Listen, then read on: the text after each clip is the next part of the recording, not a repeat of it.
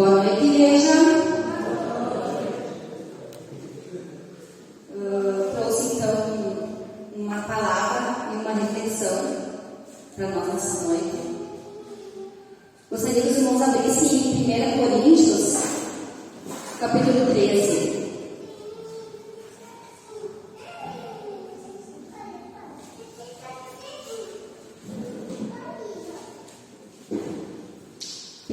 Coríntios, capítulo 13. Eu vou fazer a leitura então de todo o capítulo, que vai falar do amor de Deus. Na minha versão, que é NTLH, ele tem como título Hino ao Amor Cristão. Eu poderia falar todas as línguas que são faladas na terra e até no céu, mas se não tivesse amor, as minhas palavras seriam como o som de um gongo ou como o barulho de um sino. Poderia ter o dom de anunciar a mensagem de Deus, ter todo o conhecimento, entender todos os segredos e ter tanta fé que até poderia tirar as montanhas de seu lugar. Mas se não tivesse amor, eu não seria nada. Poderia dar tudo o que eu tenho e até mesmo entregar o meu corpo para ser queimado. Mas se eu não tivesse amor, isso não me adiantaria nada. Quem ama é paciente e bondoso. Quem ama não é ciumento, nem orgulhoso, nem vaidoso. Quem ama não é grosseiro, nem egoísta. Não fica irritado, nem guarda mágoas. Quem ama não fica alegre quando alguém faz uma coisa errada, mas se alegra quando alguém faz o que é certo. Quem ama nunca resiste, porém suporta tudo com fé e paciência. O amor é eterno. Existem mensagens espirituais, porém elas durarão pouco. Existe o dom de falar em línguas estranhas, mas acabará logo. Existe o conhecimento, mas também terminará, pois os nossos dons de conhecimento e as nossas mensagens espirituais são imperfeitas. Mas quando vier o que é perfeito, então o que é imperfeito desaparecerá. Quando eu era criança, falava como criança, sentia como criança e pensava como criança. Agora eu sou adulto, parei de agir como criança. O que agora vemos é como uma imagem imperfeita num espelho embaraçado, mas depois veremos face a face. Agora o meu conhecimento é imperfeito, mas depois conhecerei perfeitamente, assim como sou conhecido por Deus. Portanto, agora existem estas três coisas: a fé, a esperança e o amor. Porém, o amor é o maior. Irmãos, nós sabemos, cremos e temos consciência de que o amor de Deus é grandioso. O amor de Deus, ele é a maior prova, a maior força que existe. E ele é ilimitado, ele é incomparável, ele é incondicional. Esse amor, ele tem o poder de transformar qualquer coração, de transformar tudo. E nessa passagem de Paulo, que Paulo escreve, ele deixa claro que esse amor que devemos ter é o amor que vem de Deus, esse amor incondicional. É esse amor que nós devemos ter e transmitir aos demais irmãos e demais pessoas que não conhecem esse amor grandioso, sublime de Deus. Esse amor tudo suporta, esse amor, ele é superior por causa do que ele é e do que ele não é, do que ele faz e do que ele não faz, como Paulo deixa bem claro. Aquilo que o amor é, aquilo que o amor pode, mas também aquilo que o amor não é e não faz. E a minha oração hoje, e a nossa oração deve ser para que Deus não permita que esse amor não seja transmitido e abordado e mostrado.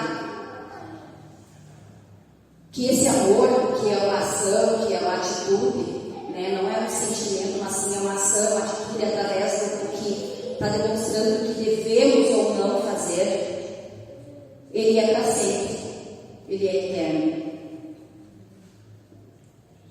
Então eu quero orar nesse momento para que Deus nos mostre cada vez mais esse amor, que esse amor seja transbordado nos nossos corações.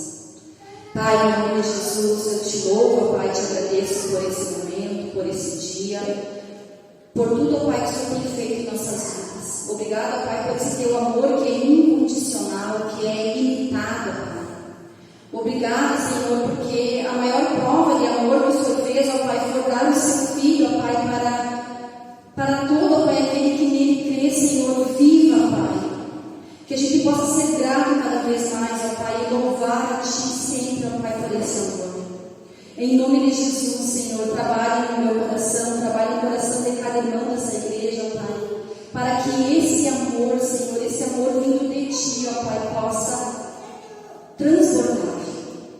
Nós te pedimos, ó Pai, em nome de Jesus, Senhor, tira, ó Pai, dos nossos pensamentos, dos nossos corações, ó Pai, tudo aquilo que não vem de Ti. E nos encha, ó Pai, do teu amor, Senhor. A tua graça, Pai, teu amor nos basta, Pai.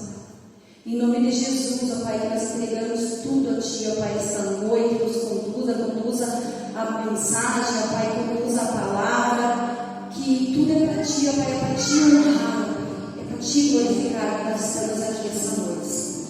Nós entregamos tudo a Ti, ó Pai, em nome de Jesus.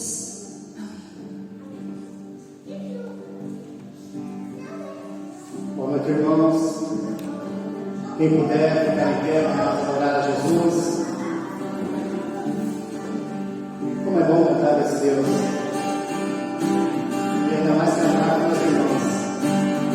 Hoje não teremos o projetor, mas esse louvor nós já cantamos ele aqui. Alguns já conhecem. Teu amor é incrível, perfeito e constante, como uma rocha sobre os meus pés.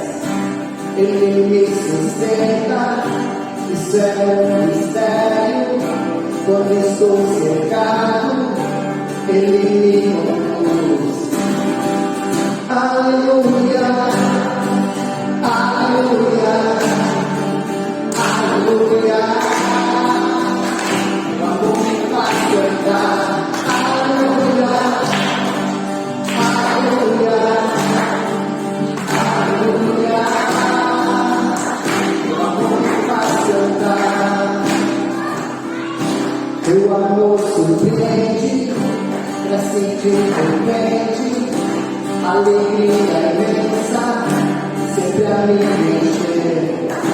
Sempre que te vejo, brilha a tua vontade, nasce um novo canto dentro do meu ser. Aleluia, aleluia, aleluia, meu amor. Aleluia, aleluia, aleluia, aleluia,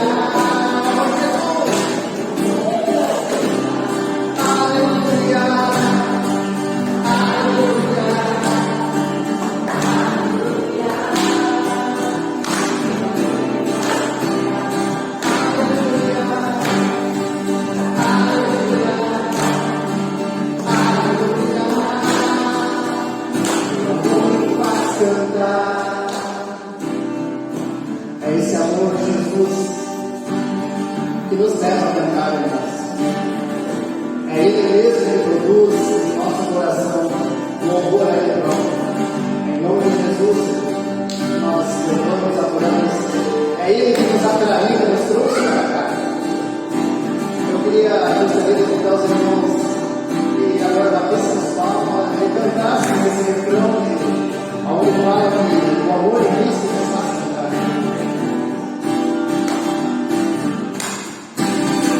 Aleluia.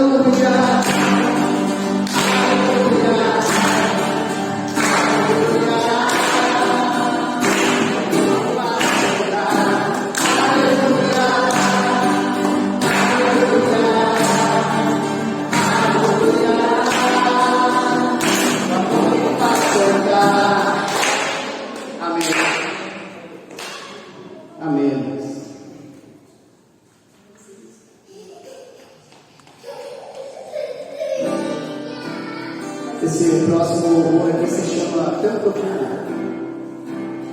onde fala que nada vai nos separar do amor de Jesus. Nada nos separará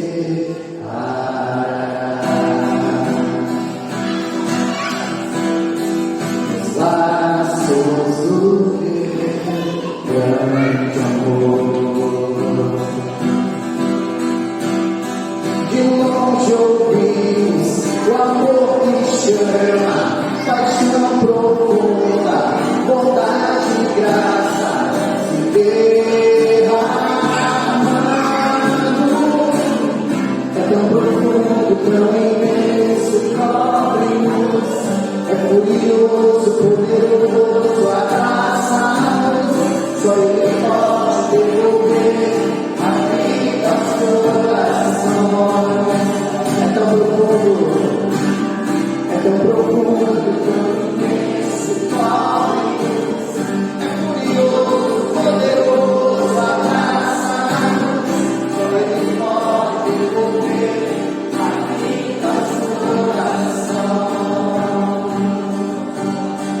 O Pai e seu Filho nos deu.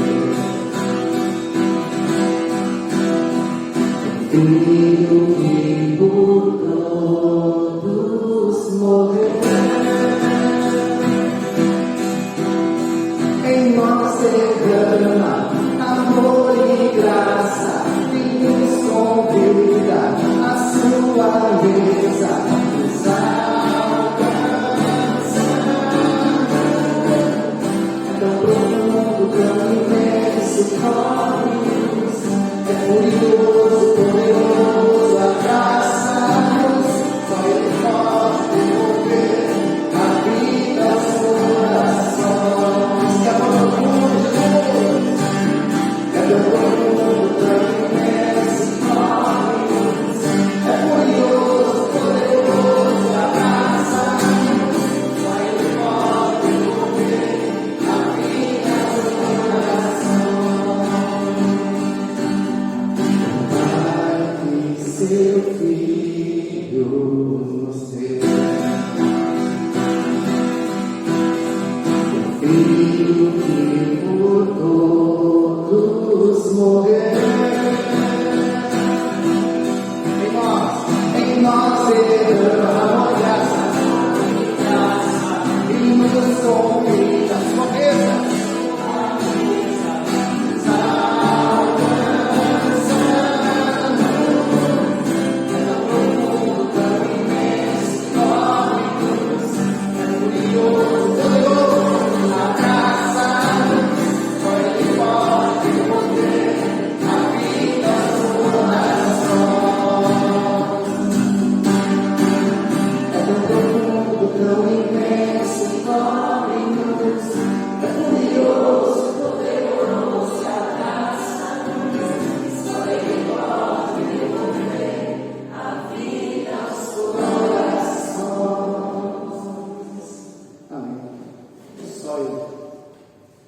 Só Jesus Cristo.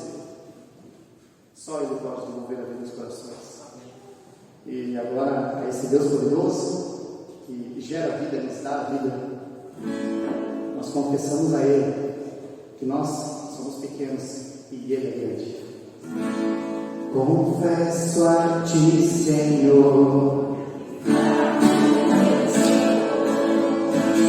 tão fraco eu sou.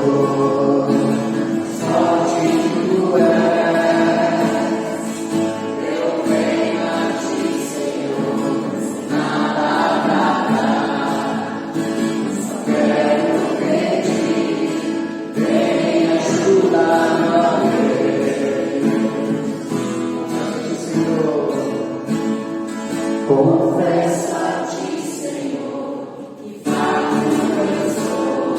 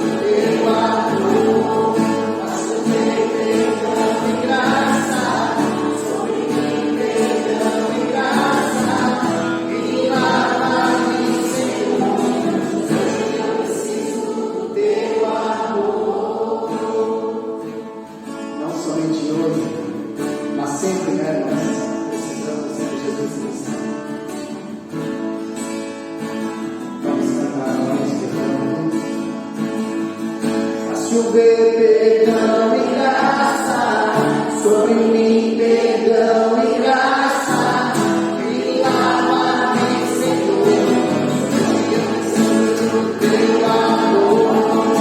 Chover perdão e graça, sobre mim perdão e graça, me lava-me, Senhor, hoje eu preciso do teu amor.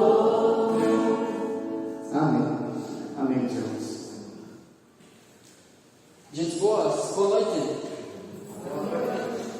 Que povo bonito que eu vejo aqui em cima.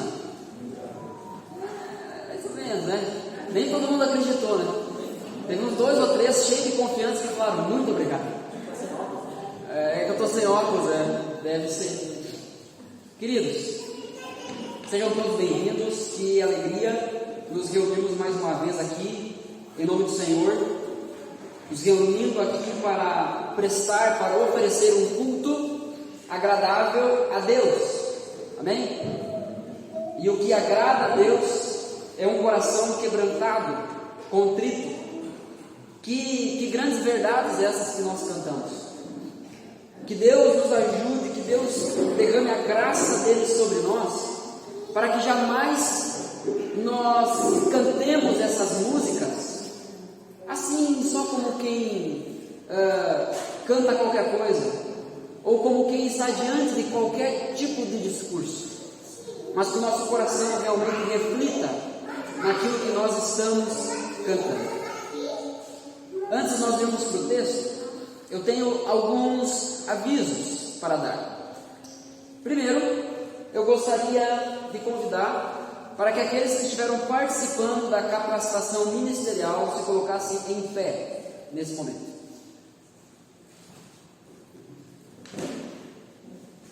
Olha aí, ó, nós temos uns guerreiros aí, ó. Passaram o dia inteiro hoje envolvido com a igreja. Deus seja louvado pela vida de vocês. Ah, pastor, não sabe pedir para eles para levantar, parece que está honrando eles. Não, não sei, vocês não entenderam então. Deus seja louvado pela vida de vocês.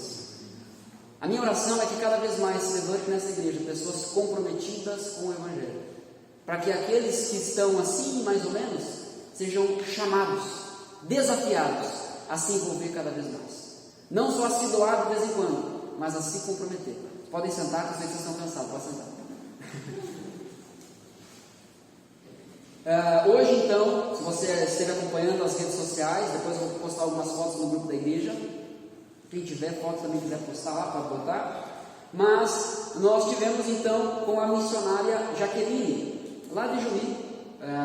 Ela é membro da igreja pioneira, Igreja Batista Pioneira, lá em Juí. E ela tem passado por muitas igrejas, dando essa capacitação, conversando sobre o ministério infantil. Foi um tempo muito legal. Até a princípio era para ser 4 horas, acho que foi quase 8, né? Vou olhar. Por ali, né? Bateu quase na trave, eu acho.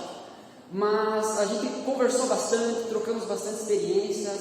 Teve gente que chegou lá no início dizendo assim: não, eu vim aqui só para aprender, só para ouvir. No final já estava fazendo piadinha, até teatro saiu.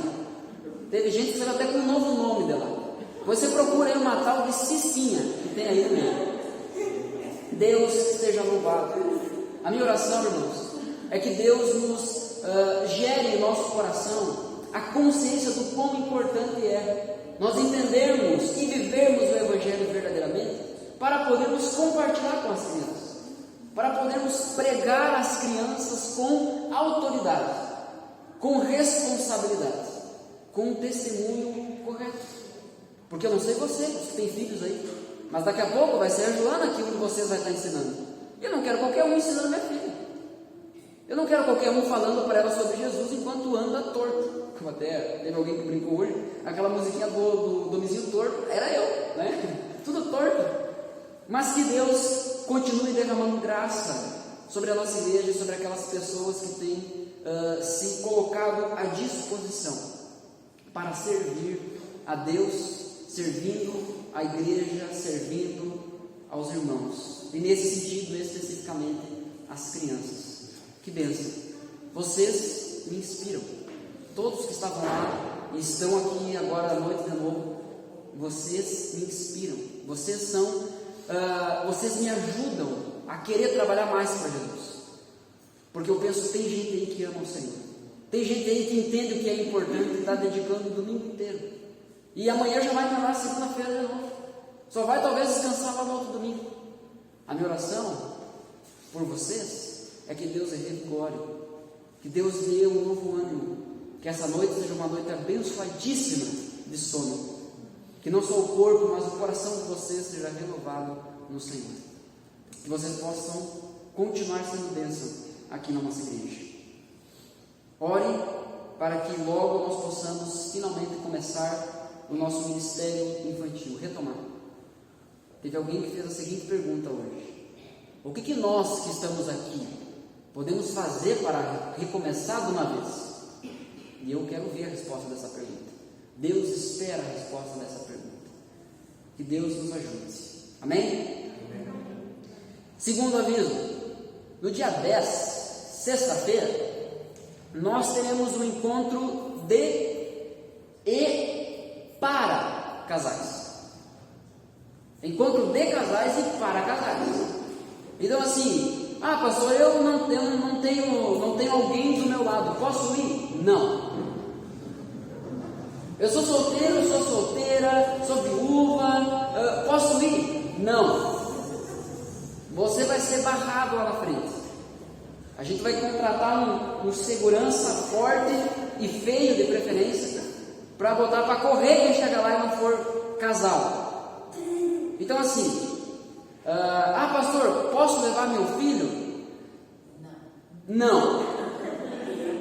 Se hoje, deixa eu ser bem assim específico nisso. Se hoje você vive uma realidade na sua vida que você não tem com quem deixar o seu filho, ou o seu filho é um bebê de colo, né, que está amamentando, que assim é necessário estar com você, aí é outra história. Então, tipo assim, nós vamos falar sobre coisas que vai deixar você constrangido.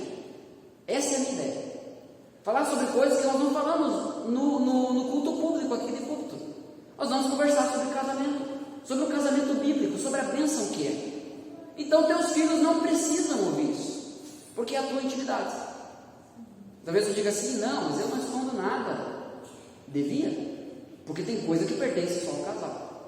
Então se hoje você vive uma realidade que você não tem com quem deixar, aí, né, talvez, dependendo da idade do seu filho, você infelizmente deveria cogitar a não ir nesse encontro. Porque é encontro de e para casais. Porque a gente vai tratar coisa específica sobre isso. E aí vai ter que ficar no próximo, né? Então, já vê aí se algum irmão solteiro, né, não vai ir, uma irmã solteira não vai ir, vê se dá teus pulos, mas vai ser denso, vai ser um tempo denso. E a minha ideia é a gente conversar biblicamente sobre isso e também trocar algumas experiências, alguns desafios que nós enfrentamos. Nós teremos pessoas lá que também ainda não são casadas, né? Mas estarão lá conosco e vão ouvir sobre o que é o casamento bíblico. Então vai ser um tempo muito interessante. Talvez, será que não é num encontro desses que Deus faz o teu zóio brilhar de novo pela nega velha? Vamos orar por isso, né? Que Jesus abençoe os casamentos da nossa igreja. Amém? Amém, gente? Amém. Tá bom, às vezes eu quase acredito que vocês assim acreditam no negócio. Outro aviso que eu tenho: casal missionário, no dia 19 do 6, domingo. O culto vai ser normal, tá bom? Mas vai ser um culto especial ao mesmo tempo. Nós teremos aqui a presença do casal missionário Anderson e Débora. Eles vão se apresentar, né? Tá lá no informativo que foi postado no grupo da igreja. Você pode dar uma olhada lá também para relembrar os avisos desse mês. Mas eles vão se apresentar um pouco melhor. Mas ela, a Débora, ela é neta do senhor saudoso Leonard Lehman, que foi muito importante na história da nossa igreja, da Igreja Batista Novas Missões.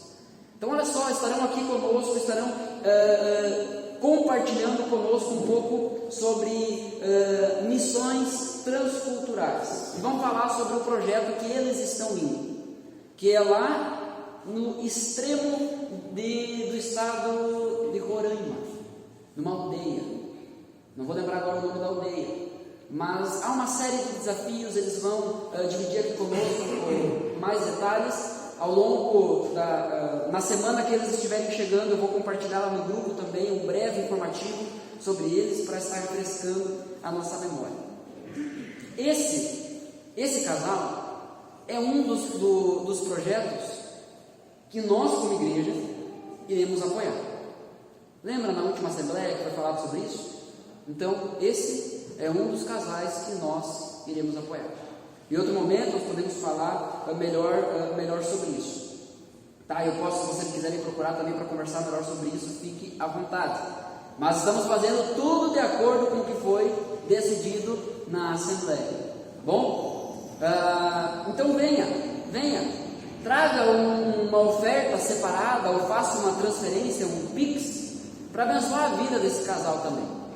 E aí, nós, ao longo das semanas e ao longo dos próximos dias, nós iremos falar melhor sobre isso. Tá bom? Não. Sim, senhora. Muito obrigado. Olha só, a Van está cansada, mas está ligada. Assim, até terça-feira você precisa confirmar o seu nome para o jantar dos casais. É isso, né? Até terça-feira, então, você precisa confirmar o nome para o jantar dos casais. Pastor, com quem eu confirmo? Com a Ana. A Ana Clara, a gente tem duas, né? A minha Ana.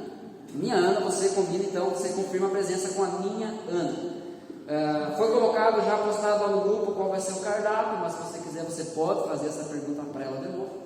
O lugar também foi colocado lá no grupo, mas provavelmente alguém vai fazer essa pergunta de novo. Então, você pode ir lá no informativo, pode perguntar. Não tem problema nenhum. Será um valor simbólico, 30 pila. Pastor, eu não tenho 30 pila. Vem conversar, vamos resolver isso. Mas assim, tu não tem 30 pila agora, mas daí amanhã tu tá comendo pizza, X, né? Assim, vamos ter o consenso, por favor. Então, é um jeito também da gente demonstrar que existe a necessidade de investir no casamento, de investir no relacionamento. Que às vezes a gente investe em tantas outras coisas, mas acaba deixando meio que atirar nas cordas, assim, né? Só para você ter uma ideia, o jantar vai ser lá no restaurante da BD. O jantar que eles vão fazer no sábado é 145 por casal. Então assim, 30 pila dá até para te abençoar alguém que não tem, né? Se você assim é mais próspero nessa área da sua vida, dá para abençoar outra pessoa. Último aviso, quarto e último aviso. Encontro para novos membros interessados aqui na igreja está acontecendo nos sábados às 14 horas. Se você tem interesse em se tornar membro da nossa igreja, ou se você quer saber mais sobre a nossa igreja, talvez você é membro e não sabe muito bem qual é o rumo que a igreja está tomando, vem para cá, nós estamos conversando sobre isso. Qualquer pessoa que quiser se tornar membro da nossa igreja terá que passar por esse processo, além de um acompanhamento pessoal. Então, eu quero incentivar mais uma vez a você que é membro, tem tempo, vem aqui, participa, porque quem que vai receber esses novos membros, gente? Então assim, eles já estão criando um relacionamento entre eles, já estão conversando, já estão bem mais próximos, mas aí, e nós, os membros, né? Venha, participe, vem aqui, traz um chazinho, traz um café, né? Traz um bolo, vem aqui orar por esse povo, vem abençoar esse povo. Se você tem disposição, se você tem tempo, seria muito bom se você estivesse aqui.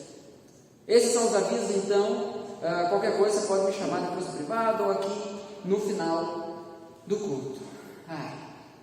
Cansei de tomar uma água. Gente, qual é o livro de hoje?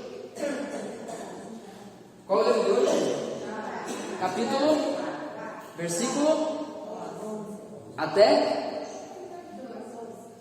o 12. Tiago, capítulo 4, versículo 11 e o versículo 12. Esse será o texto base dessa noite. Nós iremos passear por outros textos da Bíblia, mas eu peço que você mantenha esse texto marcado, porque é daqui que nós iremos partir. Por favor, acompanhe se aquilo que eu estou dizendo, confirme, examine, julgue se aquilo que eu estou dizendo está na palavra de Deus, porque se não está, você tem o dever de rejeitar e até mesmo depois de vir tirar satisfação comigo. Fique bem à vontade para fazer isso. Então, hoje é o 10º sermão da nossa série Maturidade, um chamado à fé prática. A Vani leu um texto aqui no início muito provocativo nesse sentido.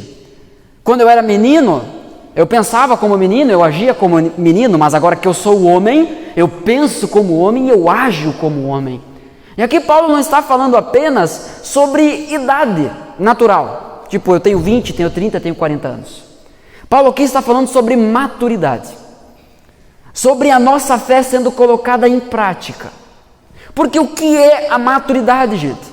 Maturidade é você fazer aquilo que você sabe que precisa ser feito. Tem comportamentos que são errados, mas que são compreensíveis, aceitáveis ou até mesmo toleráveis em alguns sentidos, quando esses comportamentos partem de uma criança. Porque é uma criança. É uma criança. Agora, nós como adultos, há coisa que a gente não pode fazer, que é inadmissível. É inadmissível homens se comportarem como piá. É inadmissível mulheres que deveriam ser maduras se comportarem como adolescentes. Sei qual que é o feminino de piá? Nunca aprendi, se alguém souber depois, me fala. Guria? Mas o guri? Deixa quieto. É inadmissível que nós, pessoas que deveríamos ter maturidade, continuemos a nos comportar como crianças na fé.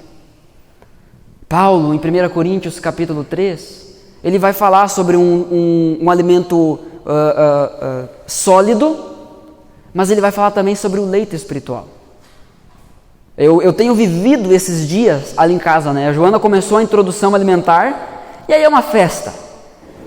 Ela, graças a Deus, tem comido bem, tem se adaptado, não temos tido nenhum problema em relação a isso, exceto a sujeira, né, que faz no chão. Mas é natural essa transição. Seria estranho se ela, ao crescer, não tivesse comendo alimento sólido, continuasse comendo, só mamando, só leite. Ela precisa de alimento sólido. Da mesma forma que nós, nos primeiros passos da nossa fé, nós precisamos apenas de leite espiritual, alimento para recém-nascido. Porque se você fincar um pedaço de carne na goela de um recém-nascido, ele vai engasgar, não vai saber o que fazer, vai morrer. Então nós não podemos esperar que pessoas imaturas se comportem como pessoas maduras. Por outro lado, o próprio Paulo vai dizer: vocês já deveriam estar comendo alimento sólido, mas eu ainda tenho que vir a vocês com leite espiritual. Será que essa não é a nossa condição? Que já deveríamos estar assim, voando na nossa vida espiritual, e ainda estamos engatinhando. Será que depois de tantos sermões que você ouviu ao longo da sua vida, você ainda está nessa de engatinhar? Gente, esse mês é um mês muito especial para mim, porque no dia 16 de junho, aniversário da minha esposa, então isso já torna o mês muito especial, mas no dia 16 de junho é o dia que marca, o dia que eu entendi que Deus me amava. É o dia que marca a minha conversão. E nesse ano, nesse mês especificamente, faz 10 anos. Uma década. Talvez para aqueles mais experientes é pouco, né? Porque já estão com 30, 40 anos aí de igreja. Mas eu que tenho 26, 10 anos é muita coisa. E eu tenho sido provocado pelo Senhor. Eu tenho sido provocado por Deus. Será que eu estou amadurecendo da forma como devia?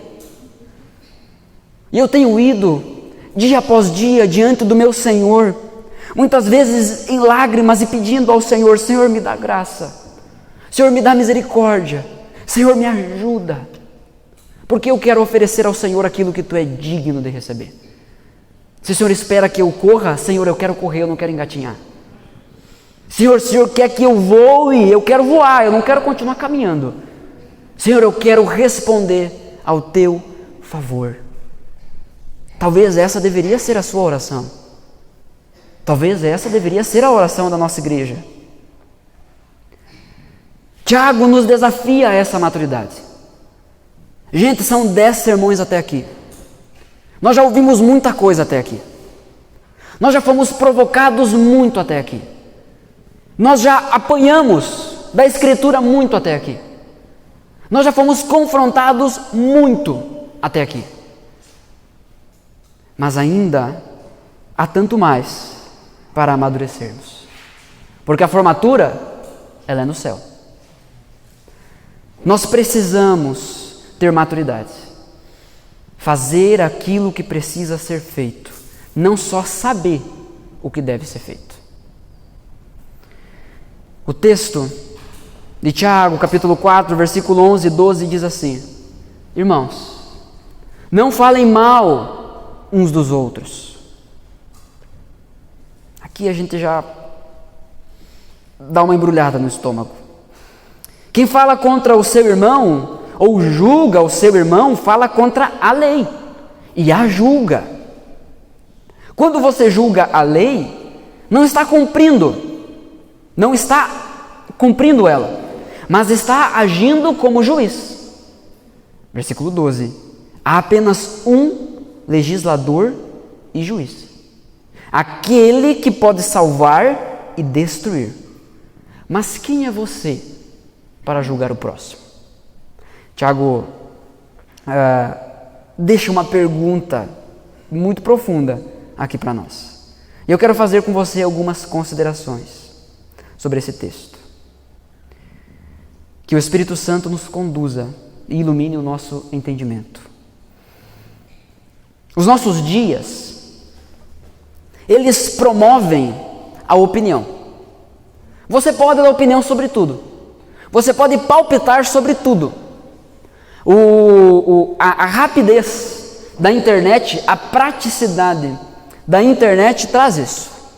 E com um certo conforto, porque eu posso falar mal dos outros e continuar anônimo em alguns casos.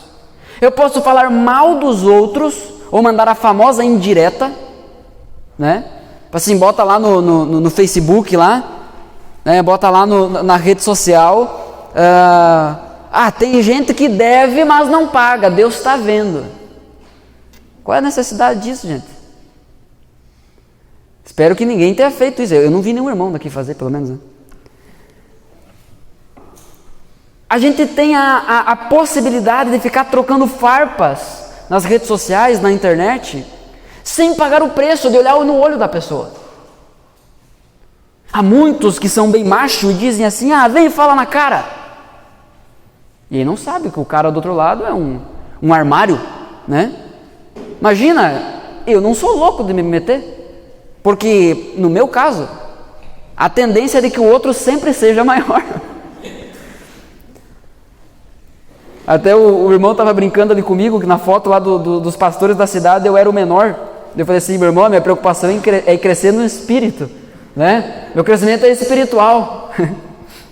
Mas, gente, muitas vezes a gente tem essa tendência. A gente não conversa olho no olho. A gente fica mandando mensagem, fica mandando recado. Muitas vezes nas reuniões que nós temos na igreja, reuniões da diretoria, reuniões de ministério, enfim, reuniões que nós temos na igreja, não é incomum as pessoas que participam dessa reunião Agora, para novos membros, eu sempre pergunto no final. Nos discipulados, eu sempre pergunto no final. Tem alguma coisa que ainda você deseja falar? Algo que precisa ser considerado, algum comentário, alguma pergunta, alguma coisa que não ficou claro? Tem alguma coisa? Às vezes eu até brinco e digo assim, então tá, porque depois que tu sair e ficar falando, aí o pecado é teu, porque eu abri a porta para resolver. Só que o que acontece? A gente não fala quando a gente tem a oportunidade de olhar no olho da pessoa e fica mandando mensagem.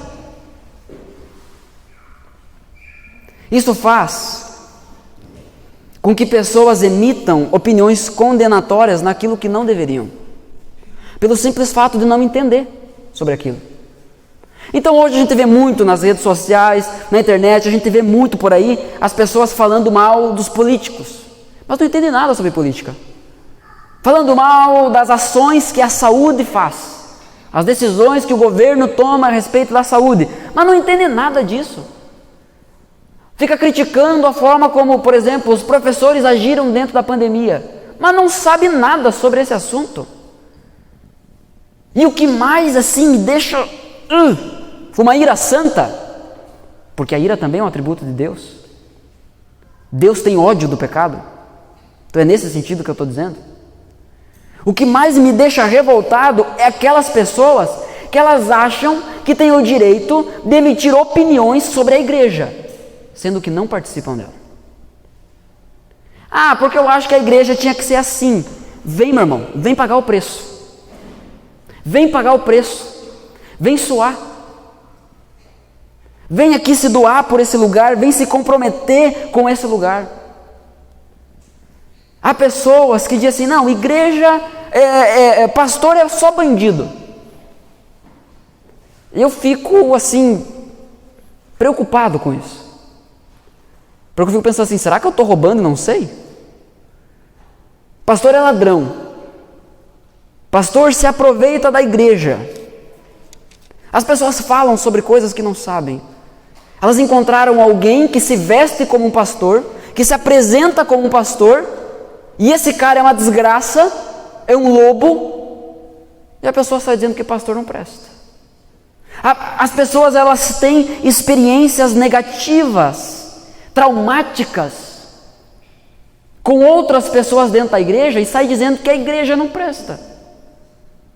Mas no fim das contas, o que não presta é algumas pessoas, que precisam ser tratadas, curadas, restauradas. Então os nossos dias, eles promovem isso. Os nossos dias promovem a fofoca, sem precisar olhar no olho da pessoa. E tem aqueles espertos, que porque falam pelo WhatsApp, são capazes de dizer assim, não foi isso que eu quis dizer. Tu me interpretou mal. É que é ruim de falar pelo WhatsApp. Então por que fala pelo WhatsApp? Vai falar no olho. E gente, o que eu estou dizendo aqui ele é muito específico. Até demais. Mas eu gostaria muito que você refletisse sobre isso. E mais uma vez eu quero enfatizar. Se você está aqui hoje, no 10º sermão dessa série, porque depois do 9º vem o 10º, é porque você precisa ouvir isso. Será que nós não somos essas pessoas que ficam criticando tudo e todos, sem se envolver no processo? Esse texto de Tiago, ele nos desafia em 4 áreas. Esses 2 versículos nos desafiam em 4 áreas.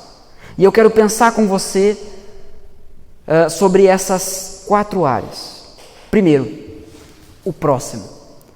Versículo 11, na parte A, diz o seguinte: irmãos, não falem mal uns dos outros. Não falem mal uns dos outros. Tiago já tratou sobre a língua. Você lembra? Nós falamos sobre isso.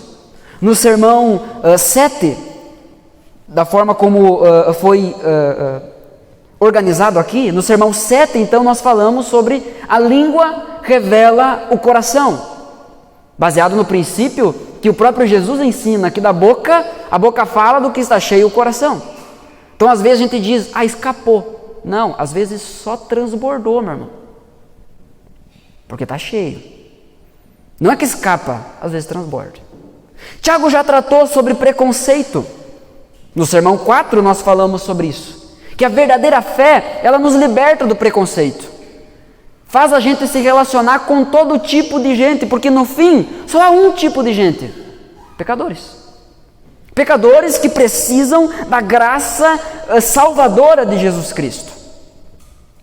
Mas nós, Tiago nos desafia a olhar para o próximo, porque nós julgamos o nosso próximo.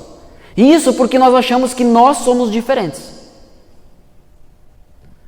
Porque nós achamos talvez que a gente não é tão ruim assim. E olha lá aquela pessoa lá, ó, fica fazendo isso, mas não enxerga que tu também faz a mesma coisa. Às vezes a gente olha para o outro, mas esquece de olhar para a gente mesmo. Ontem, quando nós tivemos o nosso encontro aqui para novos membros, nós meditamos no texto de Efésios, capítulo 2, e do versículo 1 a 3 desse texto, nós vemos que a palavra de Deus nos ensina a nossa condição: mortos. Nós estávamos mortos em nossas transgressões e pecados. Essa é a nossa condição. Um morto, na linguagem bíblica, aqui então, de acordo com esse texto de Efésios, ele está numa posição de escravidão. Ele é subjugado, ele é escravo. Ele é escravo do mundo, porque ele tem a tendência de fazer aquilo que o mundo faz. Ele é escravo do diabo. Lembra que num desses domingos eu até mencionei, às vezes a gente acha que Satanás está furioso. Às vezes ele não está. Às vezes está bem de boa do nosso lado. Até tirou a gente para amigo. Nós somos escravos. Todo aquele que não tem Cristo na sua vida, que não rendeu o senhorio da sua vida ao Senhor Jesus, esse está aberto para a escravidão de Satanás. E terceiro, são pessoas que são escravas da carne. É gente que vive que nem bicho. Deu vontade, faz. Não deu, não faz. Não estou com vontade hoje de ser uma pessoa amável. Não estou com vontade, estou nem aí. Mas será que nós deveríamos ser movidos pelas nossas vontades? Aprendemos que isso faz parte de uma sabedoria terrena. Uma sabedoria que leva à condenação. Nós julgamos o próximo porque nós não entendemos que todos nós estávamos sob esse mesmo jugo de escravidão. Todos nós nos encontramos na mesma condição, pecadores, mortos. Nós precisamos que Cristo faça algo por nós. E é o que o texto de Efésios vai continuar nos dizendo na sequência do texto. A partir do versículo 4 até o 10, então o texto vai falar sobre isso. E ele começa com um maravilhoso mas. Diz que nós estávamos mortos em nossas transgressões e pecados, éramos escravos do mundo, de Satanás, da carne, mas Deus, que é rico em misericórdia e grande em amor, nos vivificou em Cristo Jesus. Uau, que boa notícia, irmãos! Que boa notícia! Cristo nos vivifica. Pulando um pouco mais para frente do texto, no versículo 8, vai dizer que nós somos salvos pela graça, mediante a fé. E isso não vem de nós, é um dom de Deus. Isso para que ninguém se glorie. Logo, não há espaço para nariz empinado, peito estufado. Nós falamos sobre isso no sermão passado. Tiago, ele vai crescendo, ele vai desenvolvendo as suas exortações e ele espera que ao final da sua carta estejamos de joelho com o rosto no pó clamando ao Senhor. Que façamos dessa música que nós cantamos, faz chover perdão e graça, a nossa oração. Faz chover perdão e graça sobre nós. Você já andou numa chuva, mas assim uma chuva torrencial, de que guarda-chuva não adianta? Para mim, qualquer garoa, guarda-chuva não adianta. Eu sou moloide com guarda-chuva. Eu detesto o guarda-chuva. Para mim, é a propaganda mais enganosa do mundo. Porque eu me molho. Então, eu prefiro, pelo menos, sair sem guarda-chuva, me molhar e pensar, estou fazendo isso convicto de que estou aqui para me molhar. Eu não gosto de guarda-chuva. Eu me embanando, eu tropeço, eu piso em poça d'água. Eu não gosto de guarda-chuva. Mas você já esteve no meio de uma chuva torrencial, que não importa como tu tenta fugir, se tu corre, molha, se tu caminha, molha, guarda-chuva molha, tudo se molha. É essa a ideia. Imagine você numa chuva de perdão e graça. Uma chuva onde não tem o que tu fazer. A graça, o perdão de Deus te alcança. Ah, meus irmãos, enquanto nós cantávamos, era isso que eu estava orando e clamando a Deus. Que Deus derrame uma chuva de perdão e graça sobre a nossa igreja. Para que esses que estavam mortos possam experimentar esse mas. Mas Deus é rico em misericórdia. Mas Deus é grandioso em amor. E Ele nos salva mediante a fé, e isso pela sua graça. Vai dizer que até mesmo as obras que nós praticamos, o mérito é dele, porque foi Ele que preparou essas obras para que nós a praticássemos. Tudo vem dele. Por que então julgaríamos o próximo? Por que então olharíamos para o próximo dessa forma? Quando nós julgamos, nós executamos juízo sobre o nosso próximo, o que não é o nosso papel. Não é o nosso papel. Mateus, eu quero convidar você a passear comigo um pouco pela Bíblia dessa noite. Mateus, capítulo 7. Como eu já disse em outros momentos, Tiago não está preocupado em trazer um novo ensino. Tiago está preocupado em enfatizar aquilo que já tinha sido ensinado pelo Senhor Jesus. Não é à toa que tudo aquilo que Tiago fala, nós conseguimos encontrar a raiz no Sermão do Monte, especialmente. Tiago capítulo 7, do versículo 1 até o 5, diz assim: não julguem, para que vocês não sejam julgados. Pois da mesma forma que julgarem, vocês serão julgados. E a medida que usarem, também será usada para medir vocês. Porque você repara no cisco que está no olho do seu irmão e não se dá conta da viga que está em seu próprio olho? Como você pode dizer ao seu irmão: deixe-me tirar o cisco do seu olho, quando há uma viga no seu? Hipócrita, tire primeiro a viga do seu olho e então verá claramente para tirar o cisco do olho do seu irmão. Você já ouviu a seguinte frase: só Deus pode me julgar. Já ouviu, né? E até mesmo existe grande chance de você já ter dito essa frase. Só Deus pode me julgar. O que é uma verdade? É uma verdade absoluta, só Deus pode nos julgar. Mas será que nós estamos meditando e refletindo nessa verdade da forma correta? Porque o que esse texto nos fala é que nós não devemos julgar o nosso próximo reparando no cisco do olho dele, enquanto há uma trave no nosso. O que o texto nos diz então? Tire a trave do seu olho. E faça o que depois? Gente, a gente acabou de ler. Tirar a trave do meu olho e fazer o que depois? Tirar o cisco do outro. Muito obrigado, Luiz. Glória a Deus pela tua vida, meu irmão. Tirar o cisco do olho do outro. Só que qual que é o problema? A gente diz assim: não, eu tenho que cuidar da minha trave, não vou me meter na vida do outro. Já disse aqui, igreja é lugar de cuidar um da vida do outro, não fazer fofoca, é cuidar um da vida do outro, amar um ao outro. Só que o problema é que existe um preço a ser pago para isso, porque se envolver no cisco do outro vai exigir que você se envolva com o coração na vida dele. Você vai ter que investir tempo, recurso, amor, saúde, tempo de sono. Mas a pergunta é: Jesus não é digno disso? Jesus não morreu pelo nosso próximo? Será que nós, aquilo que nós fazemos, estamos fazendo demais, sendo que o nosso Senhor morreu por ele? Nós não devemos julgar o nosso próximo apenas para apontar o dedo.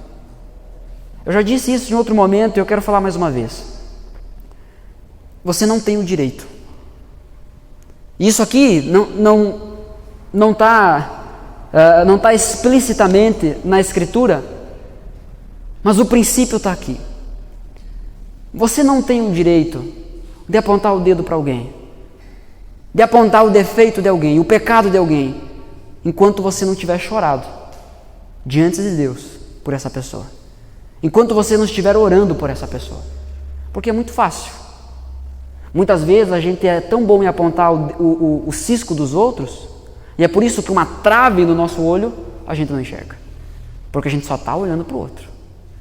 E muitas vezes nós somos tão bons em fazer isso, porque a gente evidencia tanto o erro do outro, para que o nosso se esconda, para que as pessoas prestem atenção nos erros dos outros e não nos nossos.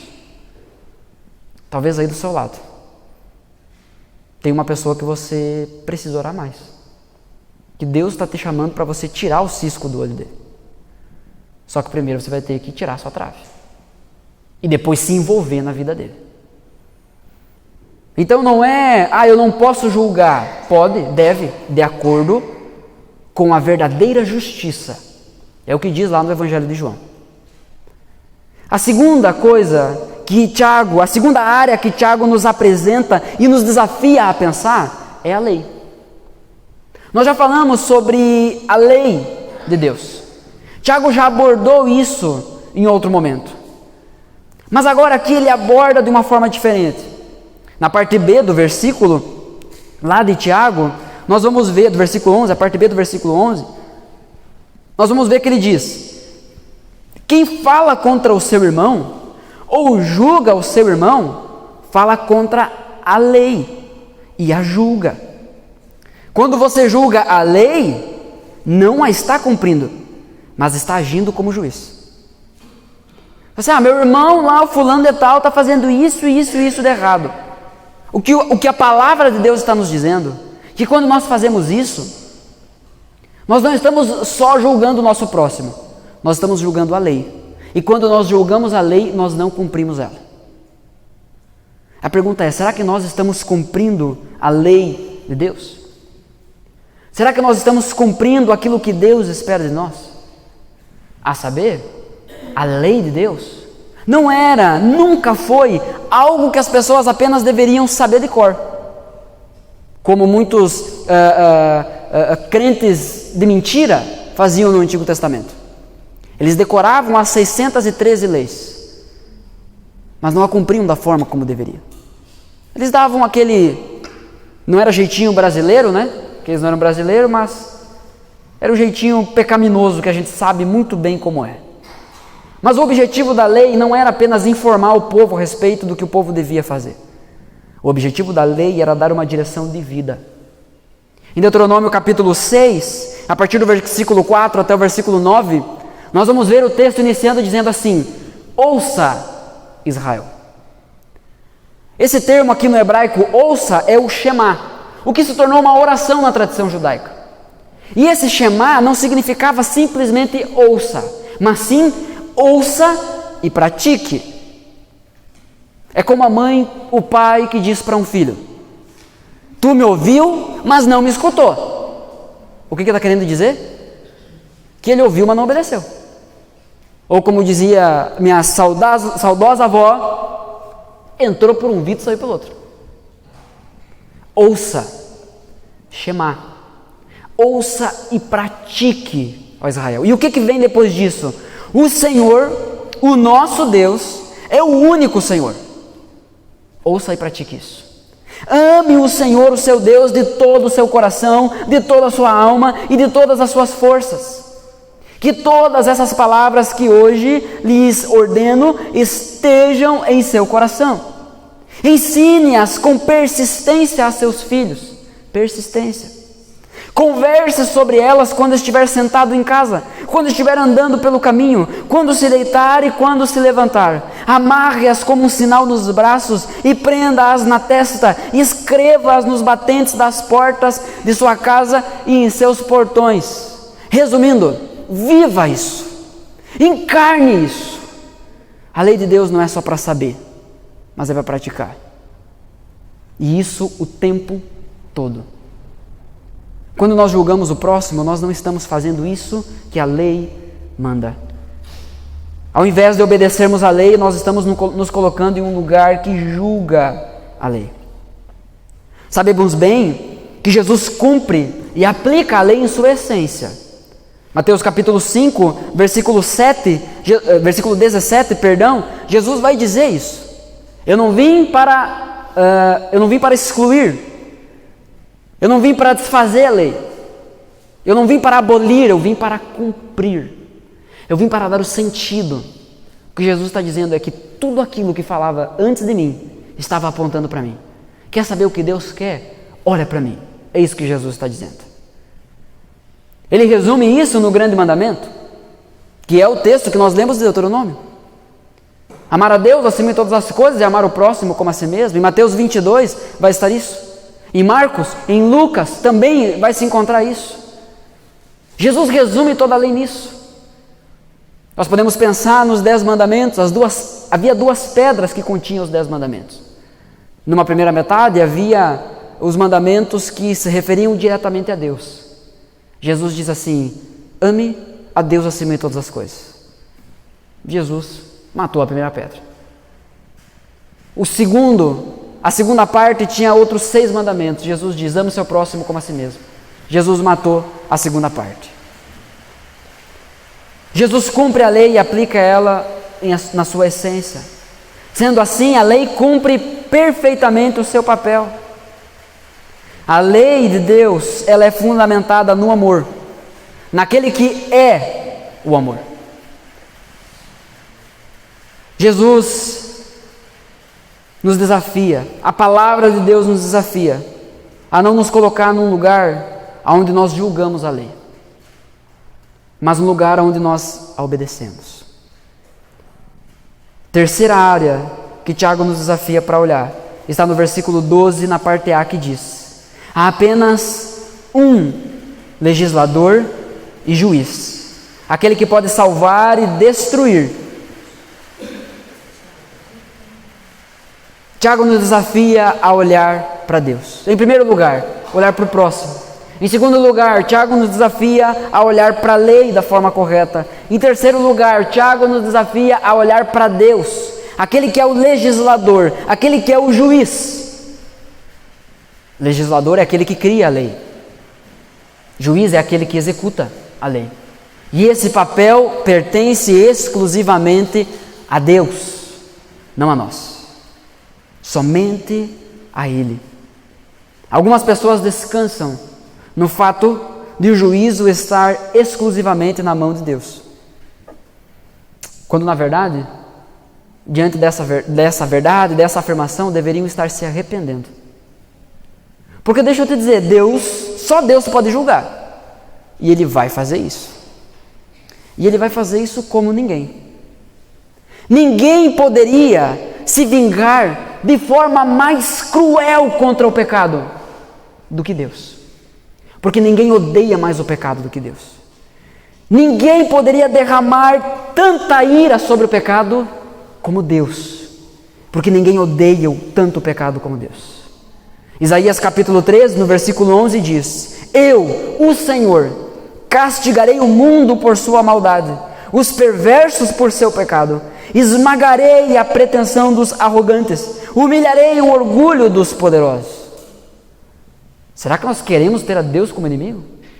Será que é correto mesmo nós descansarmos no fato que não, só Deus pode me julgar? Será que não deveríamos confiar de que Deus tem levantado pessoas em nosso meio para nos ajudar nessa caminhada? Será que não deveríamos deixar também esse Deus julgar as pessoas? Ao invés da gente ficar apontando rótulos, sem se envolver, sem se doar, será que deveríamos fazer isso? Nós, porém, os crentes, o crente bom, não precisa ter medo do juízo. Ele não precisa ter medo desse juízo que virá sobre aqueles que praticam a maldade, sobre os perversos, pois nós sabemos que se crermos com o nosso coração e confessarmos com a nossa boca que Jesus Cristo é Senhor, nós seremos salvos. Louvado seja Deus por isso. Há um juízo, há uma ira infinita que será derramada sobre aqueles que não se arrependem. Mateus capítulo 10, no versículo 28 diz: não temam aquele que pode matar apenas o corpo, mas temam aquele que pode jogar tanto o corpo quanto a alma de vocês no inferno. De quem que está falando? Do diabo? Não. Está falando de Deus. Não está falando do diabo.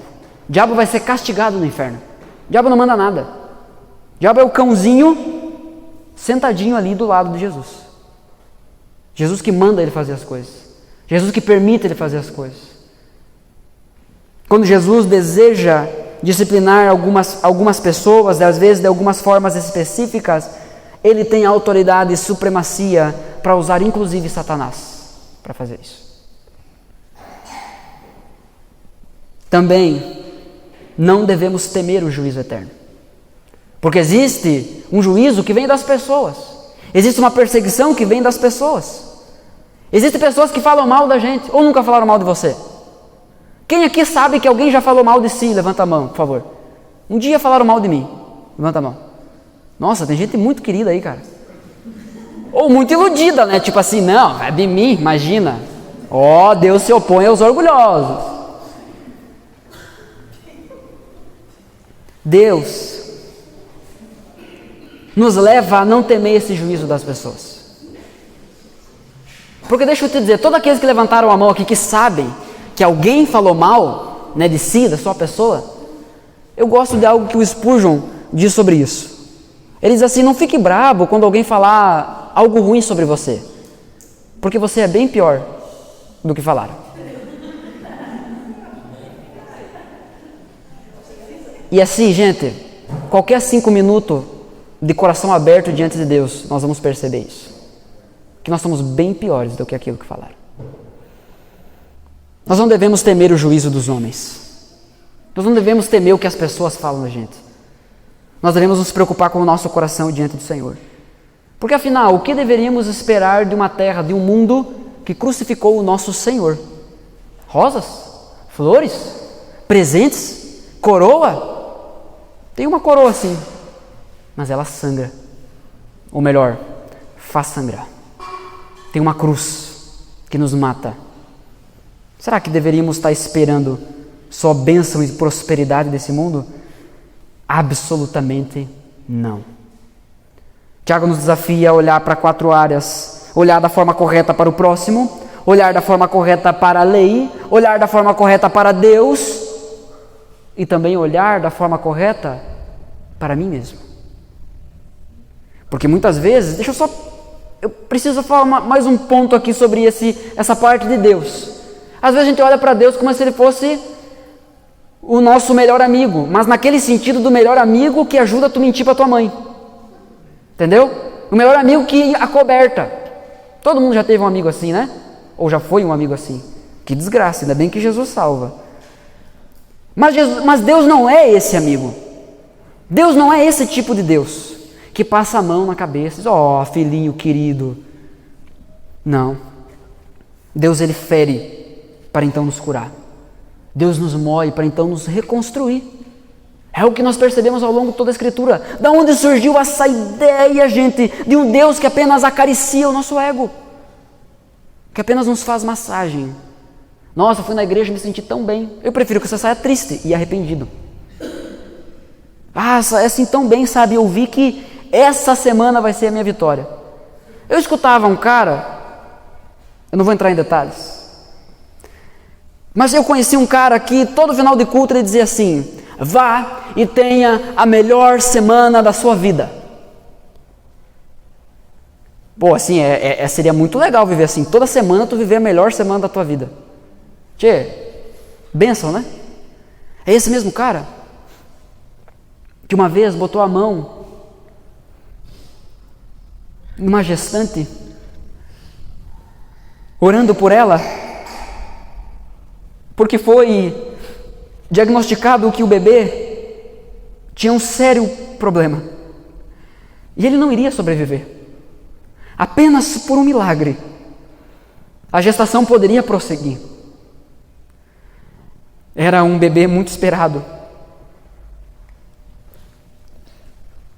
Esse cara orou, ele e algumas pessoas da igreja, chamou outras pessoas da igreja para fazer isso junto com ele, o que torna mais absurda essa situação. Botou a mão sobre a barriga daquela mulher e orou declarando determinando vida, determinando cura, determinando que na semana seguinte aquela mulher estaria testemunhando de que Deus havia curado. Menos de uma semana, ela perdeu o bebê. Isso fere o meu coração um pouco. Quando a gente enxerga um Deus que se curva às nossas vontades, como se nós pudéssemos colocar a Deus contra a parede e exigir que Ele fizesse o que nós queremos. Quando nós assimilamos essa ideia sobre Deus, nós deixamos um rastro de sangue, de pessoas feridas, pessoas iludidas, pessoas que muitas vezes não vão mais querer saber de Deus ou do Evangelho, porque nós apresentamos um Deus falso, um Deus que não julga, um Deus que não executa juízo. Não estou dizendo que nesse caso específico era juízo. O que eu estou dizendo é que nós temos que tomar cuidado ao tratar Deus como se Ele só fizesse as coisas que nós queremos. O caminho da cruz não é esse. O caminho da cruz envolve vergonha, bufetada, chicotada, uma coroa de espinho, pregos atravessando o nosso corpo. O caminho da cruz envolve morte, para aí então a exaltação, a eternidade. E aí por fim, o quarto ponto, Tiago nos desafia a olhar para nós mesmos. E Tiago faz esse caminho e coloca nós em último, porque nós precisamos considerar essas outras coisas, para que quando nós chegarmos aqui, possamos ser capazes de fazer um julgamento correto de quem nós somos. A parte B do versículo 12 diz: mas você, quem é para julgar o próximo? Quem é você para julgar o próximo? Então Tiago nos desafia a olhar para o próprio eu. O propósito da correção é a restauração e não a destruição. Nunca. Então quem é você para julgar o próximo? Eu sou um pecador, falho, que estou experimentando essa graça transformadora e que venho a ti em nome de Jesus dizer que você precisa se arrepender dos seus pecados. Essa é a forma correta da gente olhar para nós mesmos. Não, eu sou melhor do que tu, por isso olha para mim, cola em mim que tu brilha. Funciona isso. Isso não existe dentro da igreja. Dentro da igreja verdadeira, não. Mateus capítulo 18 vai nos ensinar esse processo. Se algum irmão pecou contra ti, você vai falar com ele. Se o irmão se arrepender, você ganhou o irmão. E o assunto morre ali. Se ele não se arrepender, você vai e procura outras pessoas, 2 ou 3 testemunhas, e procura o irmão de novo. Se ele se arrepender, você ganhou o irmão. Se não, vai e abre para a igreja. A igreja procura. Nós fazemos isso através de uma comissão aqui na igreja, definida em assembleia. Se a pessoa se arrepender, ganhamos o irmão, o assunto morre ali. O propósito do confronto, da exortação sempre é a restauração, nunca a destruição. Mas se o irmão ainda assim não se arrepender, trate-o, diz o texto, Mateus 18, do 15 ao 20, trate-o como um pecador ou publicano. O que é isso? Alguém que nunca conheceu a Cristo. Porque um crente se arrepende. Um crente se arrepende. Então o cara foi procurado por alguém, foi procurado por mais pessoas, o cara foi procurado pela igreja e não se arrependeu. Pô, que desgraça de crente é essa, gente? Isso não é crente, não. Nos foi dado o ministério da reconciliação. Nós devemos olhar para a gente da forma correta. Não é olhar para a gente e pensar assim, não, eu sou pecador, eu não devo ir. Não, você deve tirar a trave do seu olho e depois se preocupar com o cisco do olho do outro. A Bíblia não ensina, tire a trave e se tu quiser, tiver afim, vai e tira o cisco. Tu viu o cisco? Vai. Ama o outro, cuida do outro. Foi nos dado essa ordem. O ministério da reconciliação é o que diz em 2 Coríntios 5, do 17 ao 21. Portanto, se alguém está em Cristo, é nova criação. Então eu olho para mim dessa forma. Eu sou uma nova criatura. Eu sou um ser regenerado. Eu sou um crente bom. Amém? As coisas antigas já passaram, eis que surgiram coisas novas. Tudo isso provém de Deus, que nos reconciliou consigo mesmo por meio de Cristo e nos deu o ministério da reconciliação. O próprio texto nos explica, ou seja, Deus, em Cristo, estava reconciliando consigo o mundo, não levando em conta os pecados dos homens, e nos confiou a mensagem da reconciliação. Portanto, somos embaixadores de Cristo, como se Deus estivesse fazendo o seu apelo por nosso intermédio. Por amor a Cristo suplicamos, reconciliem-se com Deus. Deus tornou pecado por nós aquele que não tinha pecado, para que nele nos tornássemos justiça de Deus. O que nós devemos fazer é olhar para a gente da forma correta, é ir em nome de Jesus e dizer ao nosso próximo: reconcilie-se com Deus. Reconcilie-se com Deus. Tira esse cisco desse olho, porque esse cisco vai virar uma trave.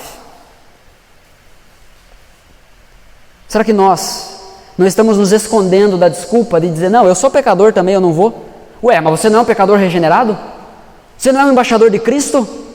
Você não foi feito nova criatura, então todas as coisas foram feitas novas? Através de você, Cristo não clama? Você não é boca de Deus, meu irmão? Essa é a forma correta de nós olharmos para nós mesmos.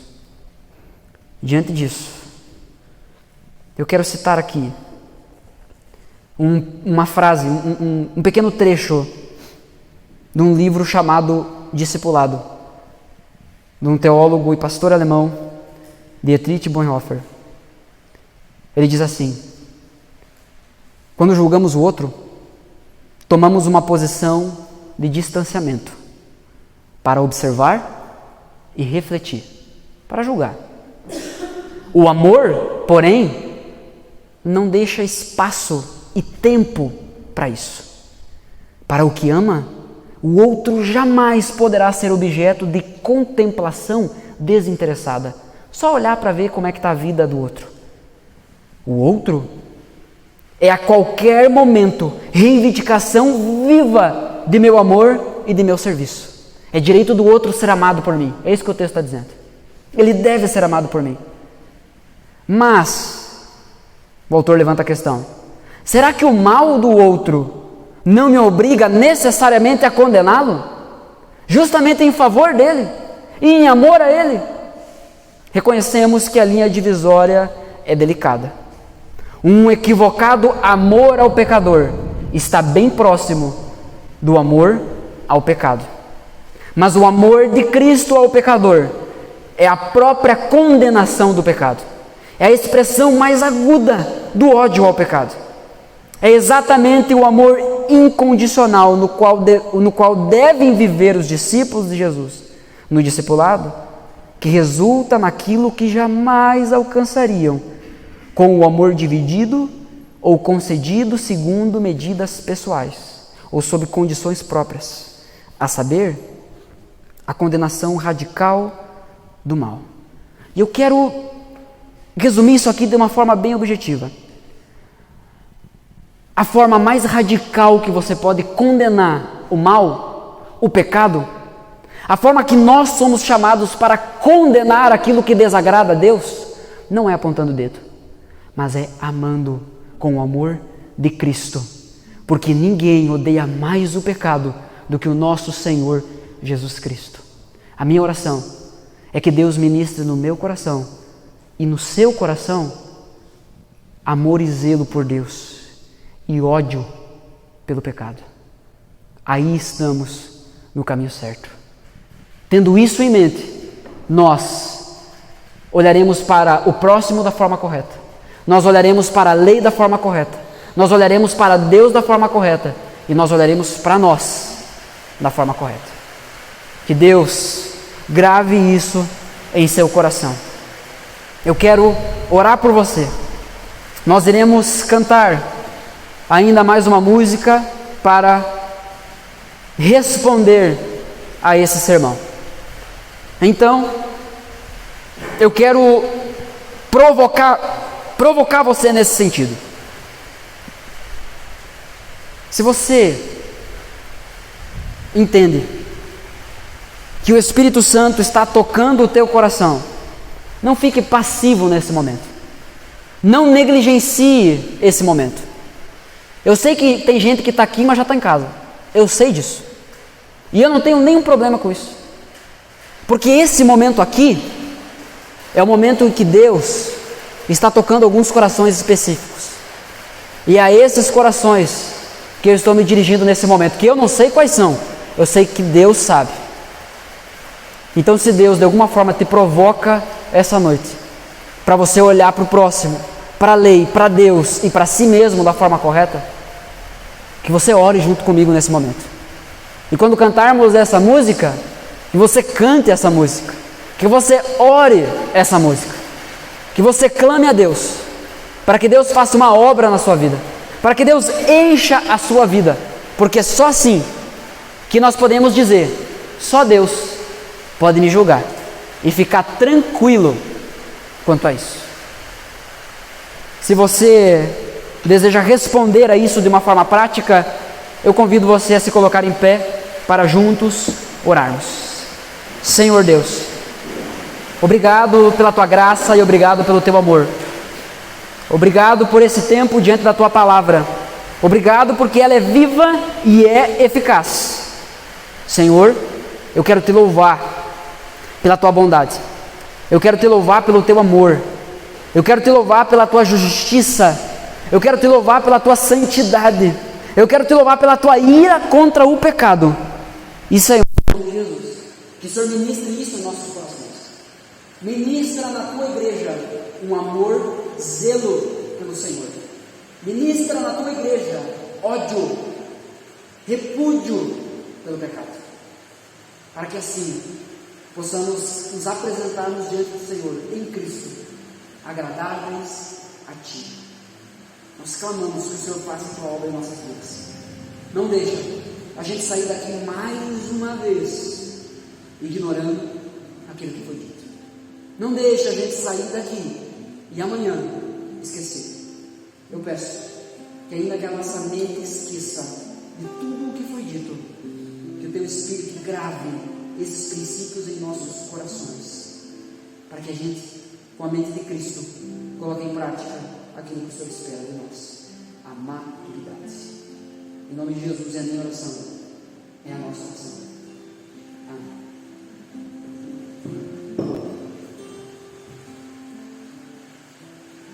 Esse louvor que eu cantei com os irmãos online, eu assisti o culto que os irmãos cantaram esse louvor. E hoje, com o desafio maior, né, está chovendo, então eu não vou cantar com o microfone. Foi muito lindo a igreja cantando e entendendo que o próprio mediador era Jesus Cristo.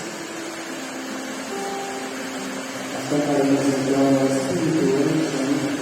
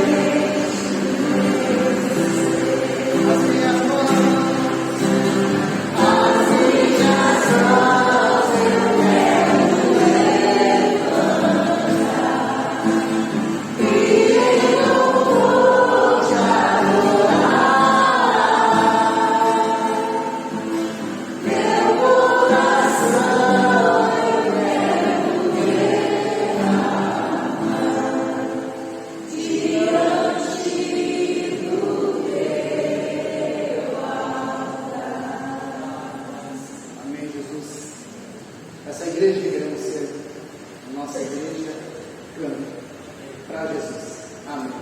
Ótimo domingo.